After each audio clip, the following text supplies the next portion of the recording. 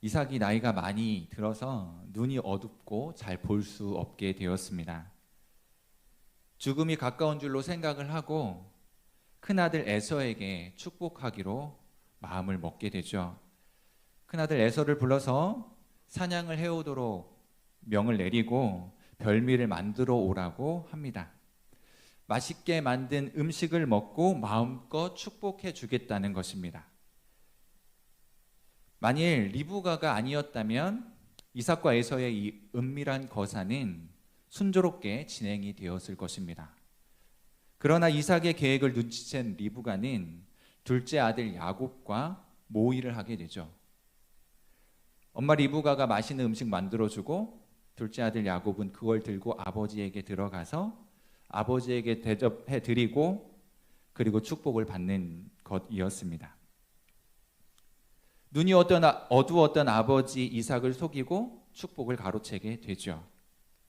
이미 오래전에 야곱은 사냥을 마치고 돌아온 형 에서에게서 장자의 명분을 빼앗았던 적이 있었습니다. 에서의 입장에서는 분노할 만한 일이죠. 동생 야곱이 장자의 명분을 가로채고는 이제 아버지를 속이고 형에게 베풀어야 할, 빌어주어야 할 축복을 가로채게 됩니다. 당연히 형 입장에서는 화가 나는 일이죠. 그래서 화가 난 형 에서는 야곱을 죽이려고 계획을 세웁니다. 이래 전말을 알게 된 이 에서가 동생을 죽이려고 하는 거죠. 그래서 창세기 27장 41절에는 뭐라고 이야기하냐면 분노한 에서의 이야기가 기록되고 있는데요. 아버지를 곡할 때가 가까웠은즉 내가 내 아우 야곱을 죽이리라. 에서가 그렇게 마음을 먹었어요. 너무 화가 난 나머지 아버지도 곧 돌아가시게 될 텐데 이 동생 녀석을 죽여야겠다라고 작심을 합니다. 역시 이 사실이 리브가에게 들키게 되죠. 그래서 리브가는 야곱을 도와줍니다. 형 에서를 피해 달아나도록 야곱을 도와주는 거죠. 야곱은 형 에서를 피해서 달아나는 도망자 신세가 되고 말았습니다. 오늘 본문은 이와 같은 배경을 가지고 있어요.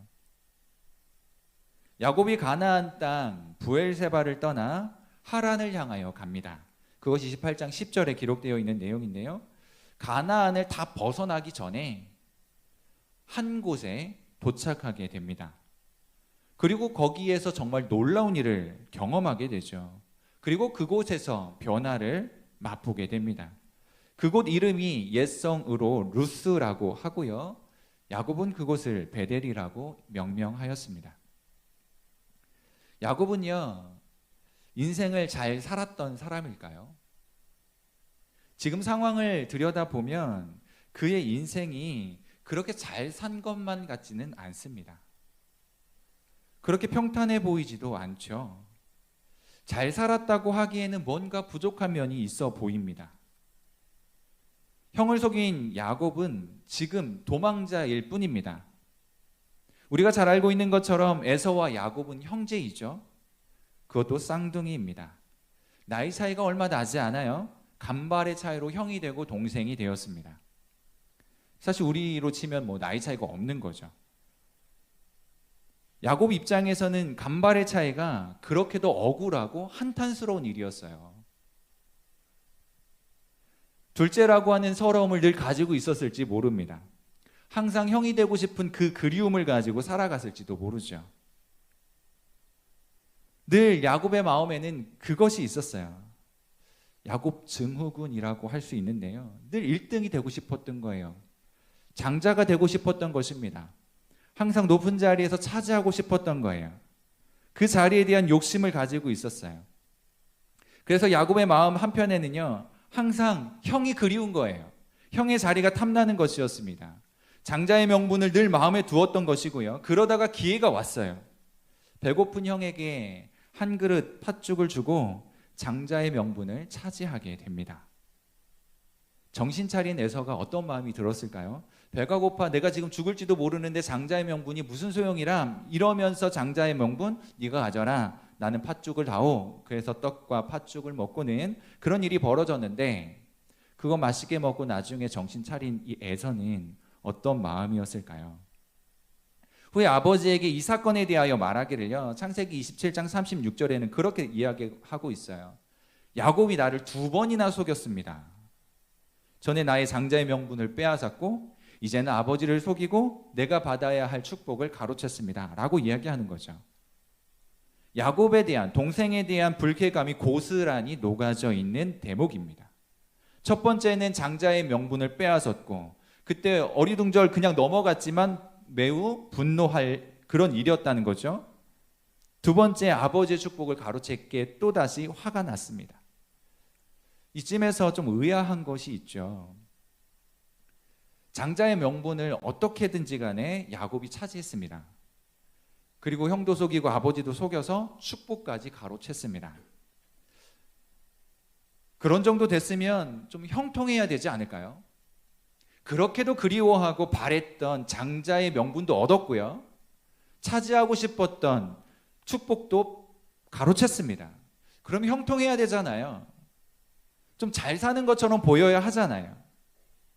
적어도 아버지 곁에서 잘 먹고 잘 살아야 되지 않을까요? 긴 시간은 아니더라도 그것을 차지한 순간만이라도 아버지 곁에서 좀 누려야 되는 것 아닐까요? 장자의 명분도 좀 누리고 가로챈 축복도 좀 누리면서 살아야 되는 것이 우리가 생각하기에 정상 아닐까요? 그런데 야곱이 지금 처해 있는 상황을 보십시오. 고작 도망치는 신세입니다. 그날이 다 지나기 전에 도망가는 거죠. 원하는 것을 다 얻고도 도망자 신세가 되었습니다. 도망치는 야곱에게 지금 장자의 명분이 무슨 소용입니까? 도망하고 있는 야곱에게 조금 전 아버지가 축복해 준 그것이 어떤 효과를 발휘하고 있습니까? 도망치는 야곱에게는 이것이 지금 중요해 보이지 않아요. 별 효과를 주고 있는 것 같지 않습니다. 별 의미가 없어 보인다는 거죠. 장자권도 받은 축복도 아무런 도움이 되지 못하고 있습니다. 그저 야곱은요, 도망자예요. 형이 죽일지도 모르는 그 상황을 피해서 가고 있을 뿐입니다. 야곱이 브엘세바를 떠나서 하란으로 가는데요. 브엘세바에서부터 하란은 약 700km 정도 되는 거리입니다. 서울에서 부산까지 약 400km 정도 된다고 하면 그 거리를 가늠하기 쉽겠죠. 결코 가까운 거리라고 할 수 없습니다. 오늘처럼 교통이 발달한 것도 아닐 테니까요. 짧지 않은 거리입니다. 그곳까지 가는 동안 무슨 일이 일어날지 아무도 예측할 수 없죠. 혹시 형이 밤을 타 배후를 치게 될지도 모릅니다. 이런 고민 저런 걱정들을 가지고 가는 길이에요. 긴 여행입니다. 목적지는 분명해요.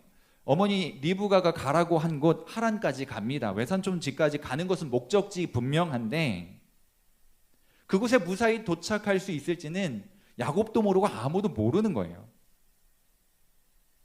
이런 상황에 직면한 야곱, 장자권이 무슨 소용입니까? 언제 형이 쫓아와서 죽일지 모르는 이 두려움에 휩싸여 있는 이 야곱에게 장자권이란 무슨 의미가 있냐는 거죠. 아버지가 그렇게 축복해 주었는데 형은 이내 자신을 죽일 것처럼 혈기 등등하여 쫓아오고 있는 것만 같은 이런 상황에 조금 전 받은 축복이 무슨 의미가 있겠습니까? 공연히 욕심내고 형의 미움을 사서 이렇게 처량한 신세가 되었구나, 혹은 이렇게 생각하지 않았을까요? 비참한 처지가 되고 말았다는 한탄이 있지는 않았을까요? 성경은 정확하게 표현하고 있지 않지만 지금 도망하는 야곱의 신세가 비참한 것만은 분명합니다.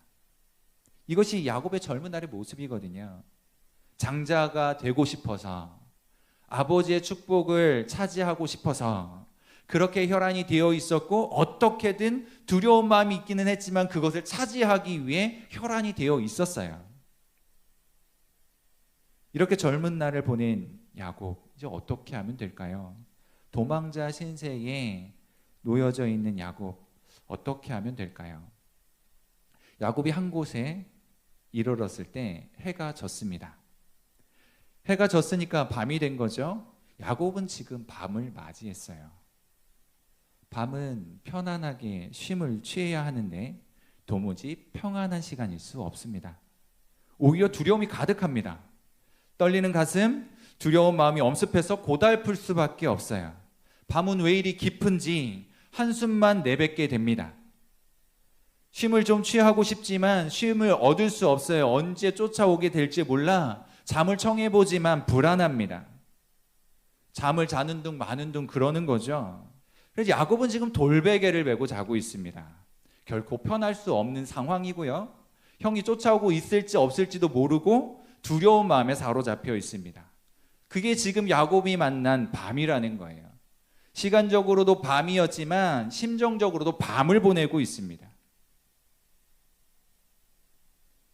야곱의 처지가 그렇다는 거죠. 그래서 우리는 그렇게 고백해요. 내 고생하는 것 옛 야곱이 돌베개 베고 갔습니다. 돌베개 베고 자는 것처럼 고단해요. 괴로워요. 고달파요. 깊은 밤을 보내고 있습니다. 편안하게 잠을 자야 되는데 잠을 잘 수 없어요. 야곱에게는 그럴 수가 없었던 것입니다. 지친 몸을 이끌고 가는 끝을 알 수 없는 이 여정에서 피곤하여 잠을 청하지만 잠을 잘 수 없고 비몽사몽 자는 둥 마는 둥 그러고 있는 이 야곱의 모습을 봅니다.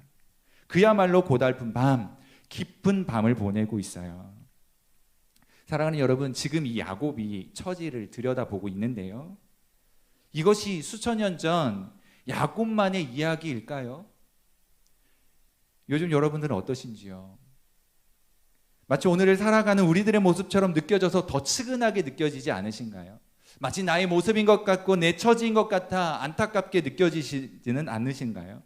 장자권을 얻어보겠다고 아등바등하고 있는 우리들의 모습이 보여지지 않느냐는 거예요. 복을 받아보겠다고 어떤 게든 꼼수를 써보려고 하는 우리들의 처지는 아니냐라고 하는 것입니다.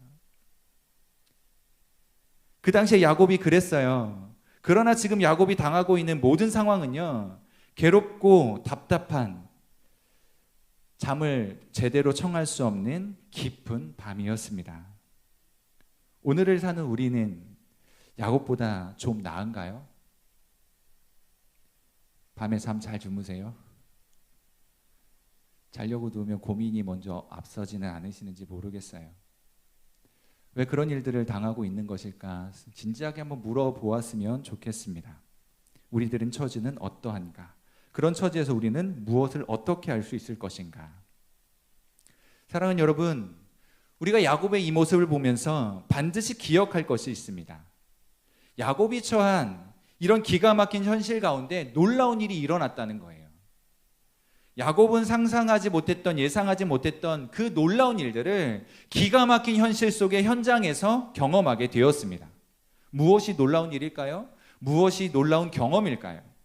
11절에 한 곳에 이르렀다라고 기록하고 있는데, 여기 이르러라고 하는 이 단어는요, 파가라고 하는 히브리어 말입니다. 이 말의 뜻은 도달하다, 중재하다, 혹은 만나다라고 하는 의미를 가진 단어예요. 만나다라고 하는 것은요, 장소와 만나게 되었다는 것입니다. 야곱이 브엘세바를 떠나서 하란을 향하여 가고 있는 여정에서 우연히 이 길을 지나가게 되었고 거기에서 우연히 이 장소를 만났다라고 하는 의미가 아닙니다. 이곳을 지나다 보니까 우연히 이런 데를 만나게 되었어가 아니라 무언가의 힘에 이끌려서 만날 수밖에 없는 필연성을 포함하고 있는 말이에요. 누군가에 의하여 이끌려져 가는 동안 어쩔 수 없이 만날 수밖에 없는 상황이 상정되어 있는 이야기입니다. 야곱은요, 우연히 여기를 만난 것이 아니라 누군가에 이끌려 온 거예요. 누구겠어요? 하나님께서 야곱을 여기서 만나기 위해 이끌어 오신 거예요. 야곱은 도망치듯 왔지만 하나님께서 무엇을 예비하셨냐면 야곱이 여기에서 이곳을 만나게 하신 거예요. 그리고 그곳에서 하나님이 만나주시는 것입니다. 만날 수밖에 없었던 거예요.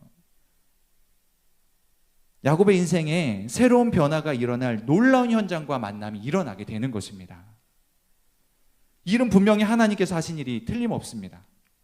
하나님께서 이곳을 예비하시고 야곱을 이끌어 오신 거예요. 이곳에서 만나 주셨습니다. 야곱은 이곳에서 하나님을 만나야만 했어요. 이제까지 어떠하였든지 간에 야곱은 하나님을 만나야 됐는데 먼저 이 장소를 만나야 했어요. 그곳에서 하나님이 야곱을 만나 주십니다. 우리도 그래요. 인생을 살아가다가 고단한 밤을 지날 때 이런 절체절명의 순간에 이 중요한 현장과 만나는 일이 필요합니다. 하나님의 임재가 있는 그곳과의 만남이 필요하다는 거예요. 내 힘으로 살려고 아등바등하는 것이 아니라 마치 밀려가듯 살아가지만 그렇게 필연적으로 만날 수밖에 없는 하나님의 임재가 있는 그곳, 야곱이 하나님을 만날 수밖에 없었던 그곳과의 만남이 이루어져야 된다는 거예요. 하나님께서 만날 수밖에 없도록 정해놓으신 그곳을 야곱은 만나게 되었습니다. 야곱은 그곳에서 잠을 청하게 된 거죠. 불안한 마음, 답답한 심정을 가지고 있었지만 잠을 청하게 됩니다. 어떻게 하여 잠이 들어 꿈을 꾸게 되는데요. 사닥다리가 땅 위에 서 있는 것을 봅니다. 그리고 꼭대기까지 닿아 있는 것을 보죠. 하늘까지 닿아 있습니다. 그리고 하나님의 사자가 오르락 내리락 하는 것을 보았다고 말하고 있어요. 이 땅과 하늘을 연결하고 있는 사닥다리, 그리고 그 일을 통해서 오르락 내리락 하고 있는 천사들을 보았습니다. 우리가 밤에 잠을 잘 때 이런 정도 꿈은 좀 꿔야 되지 않겠습니까? 빗독촉하는 사람이 쫓아오고 피했더니 계속 쫓아오고, 궁지에 몰려가지고 절벽 아래 떨어지고 그래서 깨고 다시 잠들었더니 또 다시 그 꿈속에 들어가고, 현실의 그 척박하고 답답한 시대를 살아가고 있는 우리들의 모습이 아닐까 싶은 생각이 들어요. 밤중에라도 하나님의 긍휼하심과 은총이 우리를 뒤덮을 수 있기를 바랍니다. 어쨌든요, 야곱은 이런 꿈을 꾸었어요. 야곱은 천사가 오르락 내리락 하는 것을 보았습니다. 천사들이 오르락 내리락 하는 것을 보는 것도 참 좋은데 하나님께서 저기 서 계신 것을 본 거예요. 뿐만 아니라 하나님께서 말씀하십니다. 하나님이 희미하게 보이는 것 같아, 이 정도가 아니고요, 하나님께서 야곱에게 말씀하시는 거예요. 천사만 보이는 정도가 아니라 하나님이 보이시더니 하나님께서 입을 열어 말씀하시기 시작합니다. 사실은 야곱이 본 환상보다도요, 하나님께로부터 들은 말씀이 더 중요한 거예요. 하나님 자신을 소개합니다. 나는 여호와이니 너의 조부 아브라함의 하나님이요 이삭의 하나님이라. 그리고는요, 복을 약속하시는 거예요. 누운 땅을 너와 너의 자손에게 주겠다. 자손이 땅의 티끌같이 되겠다. 땅의 모든 족속이 너와 내 자손으로 말미암아 복을 받을 것이다. 너와 함께 있을 것이다. 어디로 가든지 너를 지켜줄 것이다. 다시 돌아오게 할 것이다. 다 이루기까지 떠나가지 않을 것이다. 야곱에게 주신 하나님의 약속이요, 오늘 우리 모든 성도님들에게 주어질 수 있기를 바랍니다. 그것이 깨달아질 수 있기를 바랍니다. 딱딱한 돌베개를 베고 자는 고달픈 야곱에게 얼마나 큰 위로가 되었을까요? 깊은 밤 편하게 잠을 잘 수 없었던 야곱에게 엄청난 응원이 되었을 것입니다. 소망이 없이 보이던 그에게 한 줄기 소망의 빛이 강력하게 내리 비치는 것 같았을 거예요. 야곱과 에서 중에서요, 하나님은 야곱을 택하셨어요. 특별한 이유가 있을까요? 야곱을 택하신 이유가 무엇이겠습니까? 왜 하나님께서 야곱을 택하셨을까요? 야곱이 아벨처럼 제사를 잘 드렸다는 말이 어디에 나와 있나요? 야곱이 에녹처럼 하나님과 동행했다는 말이 어디 나와 있나요? 야곱이 노아처럼 하나님을 경외했다는 얘기가 어디 나와 있나요? 우리가 보기에는요, 야곱이 도대체 무엇을 했는지 잘 모르겠어요. 지금까지 야곱의 모습이라면 장자권을 취하고 싶고 형의 자리를 차지하고 싶고 형과 아버지를 속여서 축복을 가로채고 싶어하는 그런 야곱의 자화상만 보입니다. 그랬던 그를 하나님께서 택하셨다고 하는 거예요. 도대체 야곱이 뭘 한 거죠? 그런 야곱에게 하나님께서 나타나시고요, 그에게 약속을 주시는 거예요. 야곱이나 에서나 크게 다르지 않은데 하나님은 야곱을 택하셔서 야곱에게 말씀하셔요. 이것이 은혜입니다. 아무것도 안 했지만 하나님의 주권적인 은혜로 택하시는 거예요. 그리고 그에게 말씀하시는 거예요. 우리가 뭐 특별한 것이 있어서 택함 받았나요? 아니잖아요. 그렇지 않지만 하나님이 우리를 택하시고 우리에게 약속을 주십니다. 그리고 그것을 하나하나 이루어 가시는 거예요. 이것이 우리에게 은혜입니다. 아무런 공로도 없지만 하나님의 특별한 은혜로 하나님의 주권으로 우리를 그냥 택해 주신 거예요. 그런 은혜 때문에 우리는 살아갑니다. 여기에 있는 거예요. 중요한 것은요, 이것을 발견하느냐 그러지 못하느냐에 있습니다. 그런 면에서 우리는 야곱보다는 좀 나아요. 왜냐면요, 야곱은 돌베개 베고 고달프고 깊은 밤을 보냈지만 우리는 이미 하나님의 말씀이 들려졌거든요. 이미 하나님의 말씀이 주어져 있거든요. 굳이 밖에 나가서 돌베개 베고 잘 필요가 없다는 말씀입니다. 하나님의 말씀을 펼쳐 놓으면, 성경을 펼치면 하나님의 뜻이 깨달아지는 거예요. 밀려오는 거예요. 그런 면에서 야곱보다는 좀 낫죠. 이미 말씀으로 우리에게 주어져 있는 약속이니까요. 그냥 믿음으로 받아들이면 됩니다. 오늘 이 시간에 이 야곱이 발견하고 깨닫게 된 이 하나님의 은혜가 우리들 속에서도 재확인될 수 있기를 바라는 것입니다. 이와 같은 일들이 있은 직후에 야곱이 갑자기 잠에서 깹니다. 그럴 법하죠. 이게 도대체 무슨 일인가 하고 잠에서 깨어나는 거예요. 그리고 이 환상에 대하여 반응을 보입니다. 16절에 여호와께서 여기 계시거늘 내가 알지 못하였다라고 고백해요. 하나님께서 여기 계시다는 사실이 발견되고 깨달아졌습니다. 그런데 여기가 어딘가요? 바로 야곱이 괴로운 밤을 보내고 있는 곳이에요. 깊은 밤을 보내고 있는 곳입니다. 거기가 바로 하나님이 계신 곳이라는 사실을 깨닫고 발견하게 되었어요. 평소에 아버지 집에서 어머니 품에 안겨서 걱정 없이 지낼 때는 잘 몰랐던 그 비밀을 깨닫게 되었습니다. 어머니 품에 안겨 있을 때, 아버지 집에 있을 때는 전혀 기대하지 못했었거든요. 도망자 신세가 되어서 여기 쫓겨오듯이 와 있는 이곳에서 하나님의 집이라고 하는 사실이 깨달아졌습니다. 야곱이 복을 받으려고 뛰쳐나온 건가요? 지금 야곱이 여기까지 오는 동안 복을 받기 위해서 뛰쳐나온 건가요? 아니잖아요. 그러고 싶지 않았을 거예요. 잘 아는 바처럼 야곱은 어머니 품에서 지내기를 좋아했던 사람입니다. 그래서 엄마도 야곱을 좋아했죠. 에서는 들에 나가서 사냥하는 걸 즐기는 사람이어서 아버지가 좋아했습니다. 그랬던 야곱이요, 갈 수밖에 없는 거예요.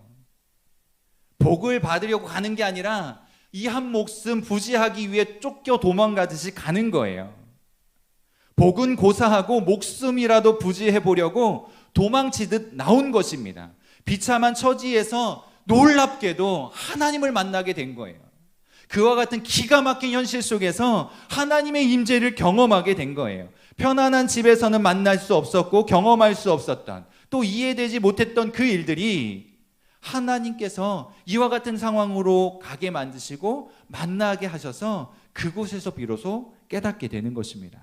그를 위해서 하나님이 데려오셨다는 거예요. 오랜 시간을 지나서 이곳에 오게 하셨습니다.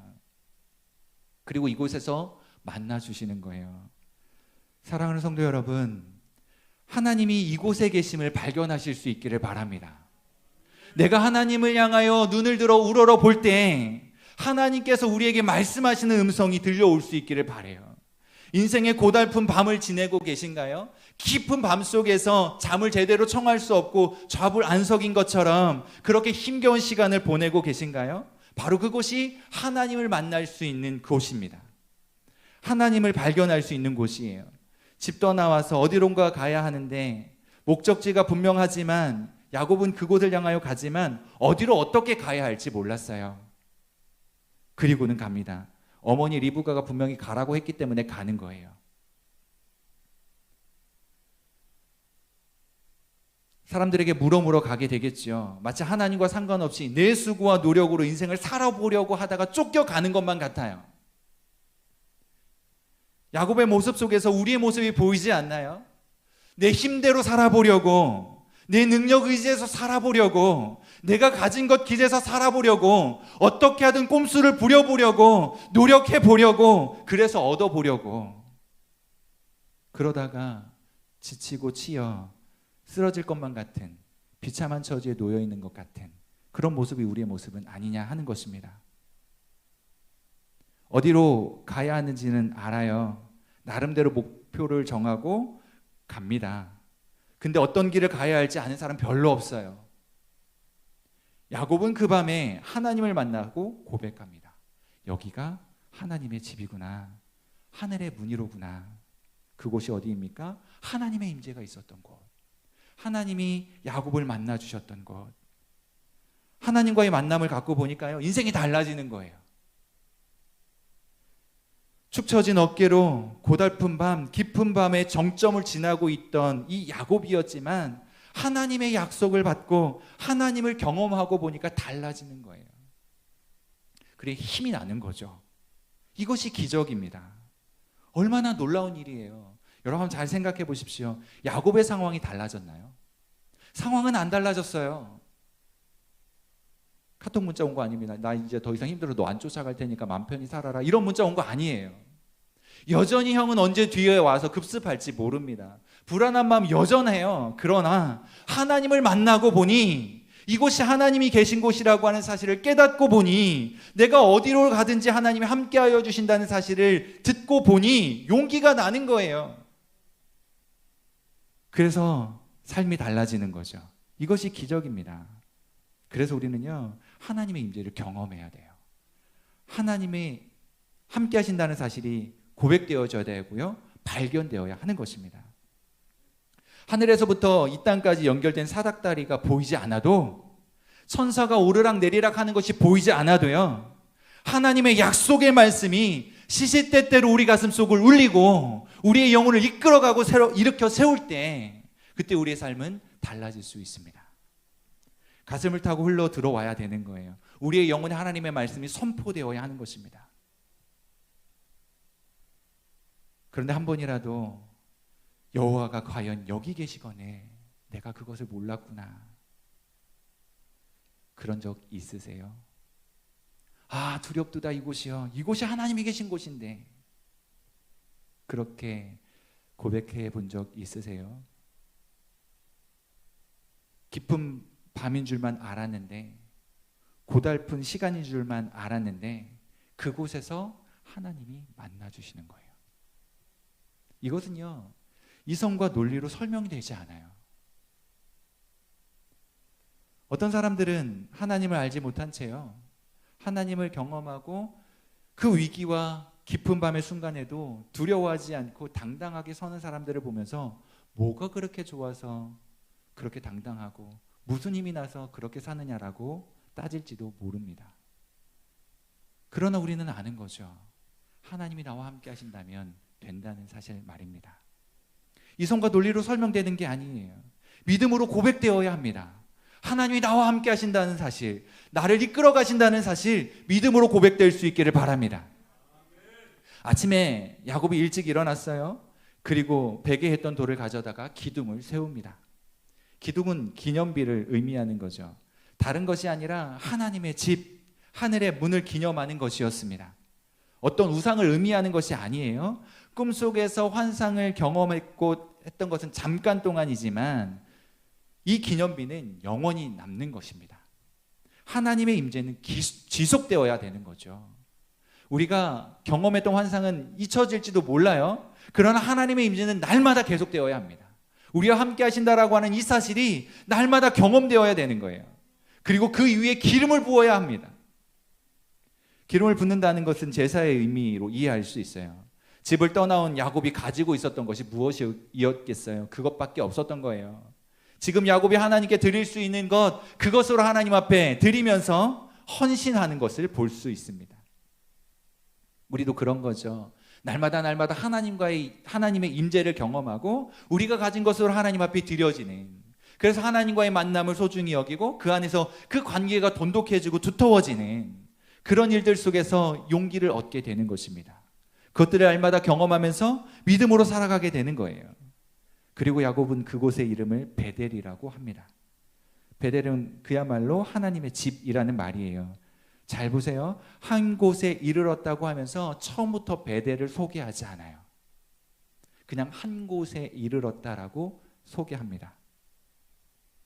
마치 그래서 우리는 한 곳에 이르렀으니까 아무것도 없는 허허벌판인 것처럼 생각이 돼요.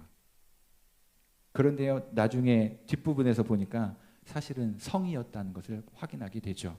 루스라고 하는 성이요. 왜 성경은 처음부터 이 장소의 이름을 말하지 않았을까요? 계시의 장소로 기억되길 원하셨던 것 아닐까요? 그냥 큰 성이 있던 자리, 그 어떤 곳이 아니라 하나님의 만남이 있었던 곳, 하나님의 계시가 있었던 곳, 하나님과의 만남이 있는 곳, 하나님께서 나타나셔서 환상을 보여주시고 내가 너와 함께 하겠다라고 약속을 주신 하나님의 집으로 기억되기를 원하셨던 것 아니겠냐는 거예요. 한번 여쭈어 보겠습니다. 여러분들의 베델은 어디입니까? 우리의 베델에서 깊은 밤을 보내야 해요. 보낸다라고 하는 것은 이중의 의미가 있죠. 시간을 보내는 것도 보내는 거고요. 누군가를 떠나 보내는 것, 무언가를 떠나 보내는 것도 보내는 거예요. 우리가 우리의 깊은 밤의 시간을 보내면서 우리를 깊은 밤에 밀어넣었던 우리 속에 있는 죄성들과 또한 우리 속에 끌어오르는 끊임없는 욕망들, 욕구들, 그리고 우리를 힘들게 하는 현실적인 안타까운 일들, 이 모든 것들을 떠나 보내는 일들이 필요합니다. 하나님이 만나주신 그 하나님의 집 베델에서 그 하나님과 함께 이 일들을 시작할 수 있는 거예요. 그런 은혜가 있어지길 바랍니다. 사닥다리는 무엇일까요? 하나님이 계신 하늘과 이 땅을 연결하고 있는 것, 그것이 사닥다리죠. 예수님께서는요, 이 베델의 사건을 주님 자신을 증거하는 훌륭한 도구로 사용하셨습니다. 그래서 요한복음 1장 51절에 이렇게 기록되고 있어요. 또 이르시되 진실로 진실로 너희에게 이르노니 하늘이 열리고 하나님의 사자들이 인자 위에 오르락 내리락 하는 것을 보리라 하시니라. 하나님의 사자들이 인자 위에 오르락 내리락 한대요. 사닥다리는 그럼 무엇입니까? 예수 그리스도이시죠. 하늘과 우리를 연결하고 있는 예수 그리스도. 하나님과 인간을 연결해 주시는 유일한 통로. 하나님의 모든 계시가 예수 그리스도를 통하여 확실해졌습니다. 하나님의 말씀이 우리에게 예수 그리스도를 통해서 분명하게 전해진 거예요. 이제 그 예수 그리스도를 바라보면서 약속의 말씀을 확신하고 살아가는 일이 필요한 거죠. 주의 말씀이 들려오는 그곳, 예수 그리스도를 통하여 깨달아지는 하늘의 계시를 가슴에 새기고 이제 믿음으로 살아가는 일이 필요합니다. 하나님의 약속의 말씀이 주어지고 계시가 드러난 곳, 하나님의 임재를 기념하여 기둥을 세우고 기름을 부은 곳, 그곳이 우리들의 베델이에요. 오늘 우리에게 들려오는 하나님의 말씀이 있는 그 베델이 어디입니까? 그곳으로 하나님이 우리를 이끌어 가시고 거기에서 만나시는 거예요. 거기에서 인생의 깊은 밤을 보내는 거예요. 더 이상 고달파하지 않고 하나님과 함께 다시 일어서고 믿음을 재무장하여 용기 내어 달려가게 되는, 그래서 사명자로 서게 되는 일들이 일어나는 것입니다.